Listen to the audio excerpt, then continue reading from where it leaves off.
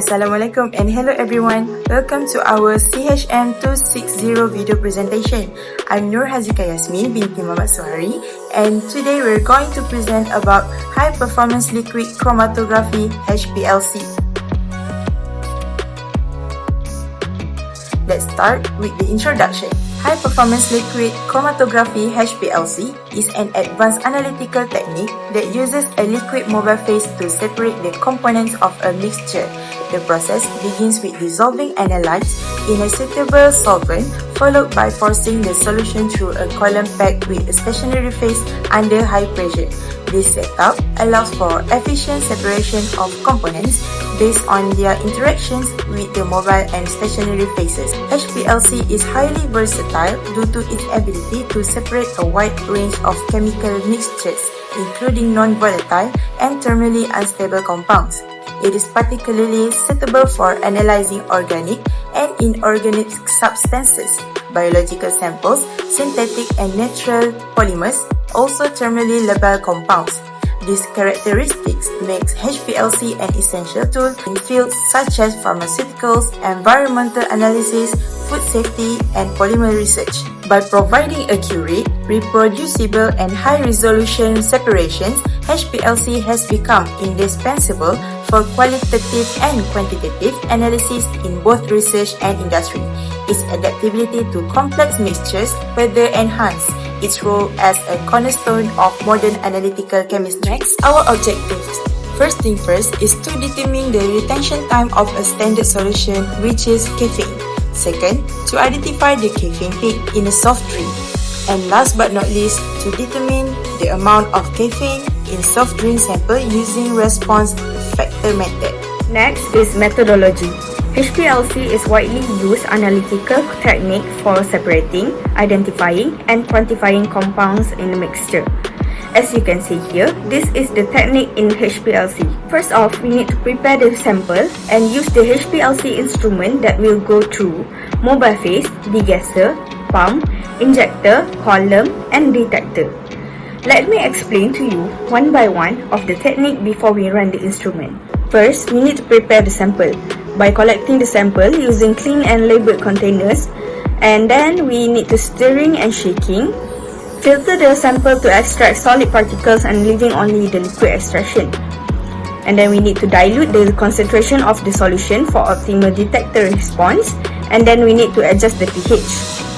Ensure the solvent used for the sample preparation is compatible with the mobile phase. Moving on to mobile phase, we use a reservoir, which is the glass bottle with special cap, Teflon tubing, and filter to connect the pump inlet and the purge gas of helium used to remove gas.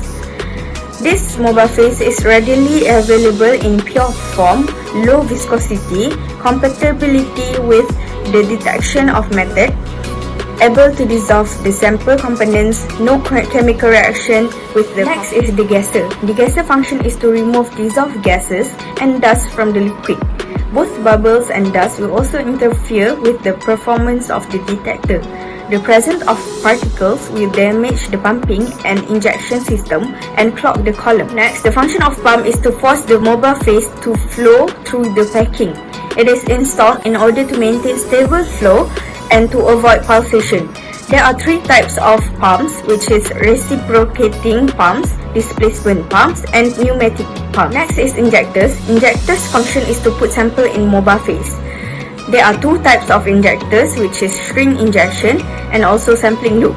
The string injection is simple and have micro strings with a pressure of 1500 psi, while sampling loop has a normal size from 5 to 500 micron. Next is column. There are two types of column, which is analytical column and guide column.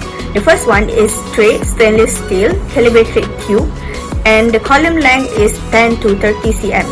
While the guide column, the function is to increase the lifetime of analytical column and to prevent the activation of the analytical column by absorption and minimize the band broadening. And lastly is the detector. There are two types of detector.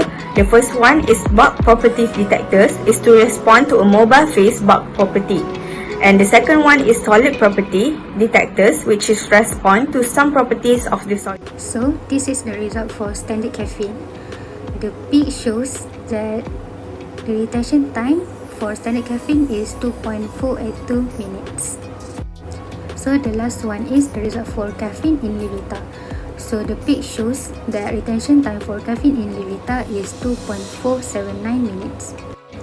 Next, this is the result for caffeine in Coke. So the peak shows that the retention time for Coke is 2.481. For the data, retention time in minute for standard caffeine is 2.482. Meanwhile, the peak area for the caffeine is 62494.878. The retention time in minute for soft drink sample, which is Levita, is 2.799. Meanwhile, the peak area of the caffeine is 178. For the soft drink sample for Coke, the retention time is 2.481. Meanwhile, the peak area of the caffeine is 112. So for the calculation part, the formula for response factor in caffeine standard is peak area of the caffeine standard divided by concentration of caffeine standard. So the value is 6249.4878 divided by 0.1 mg of ml. So the answer is 629494.878. So for the concentration caffeine in ppm, in unknown concentration, which is Levita, the formula is peak area of the caffeine in Levita divided by RF. So the value is 1.1151 divided by 629494.84. So the answer is 1.78 times 10 power of negative 5 mg of ml. C ppm equal to 1.78 times 10 power of negative 5 mg of ml times with 1000. So the answer is 178 ppm. So for the concentration caffeine in ppm in unknown concentration, which is Coke, the formula is peak area of the caffeine in Coke divided by RF. So the value is 7001.12305 divided by 62494.878 equal to 0.112 mg of ml. C ppm equal to 0.112 mg of ml times with 1000. So C equal to 112 ppm. For discussion, the caffeine standard solution has a retention time of 2.482 minutes, indicating it takes 2.482 minutes to travel from the injection part to the detector through the column. The caffeine peaks in Levita, which is 2.479 minutes, and Coke 2.481 minutes are identified by matching their retention times to the caffeine standard solution. For Levita, with a peak area of 5978.01, the caffeine amount is 112 ppm. For Coke, with a peak area of 7001.12, the caffeine amount is 178 ppm. This shows that Coke has a high caffeine content than Levita. To conclude, this experiment successfully achieved the stated objective. First, the retention time of the caffeine standard solution was determined to be at 2.482 minutes, which served as a benchmark for identifying caffeine peaks in the soft drink samples. The retention time for Coke and Levita at 2.481 minutes and 2.799 minutes respectively closely matched the standard, confirming the presence of caffeine in both samples. By using the response factor method, the caffeine content in the samples was quantified. Coke was found to have a caffeine concentration of 178 ppm, which was higher compared to Levita, which contained 112 ppm. So these findings demonstrate the effectiveness of HPLC in providing accurate and precise measurements of caffeine in soft drink samples. To further improve the study, analyzing more beverage samples could provide comparisons of caffeine content across a wider range of products. Repeating the experiment with multiple replicates would enhance the reliability of the results.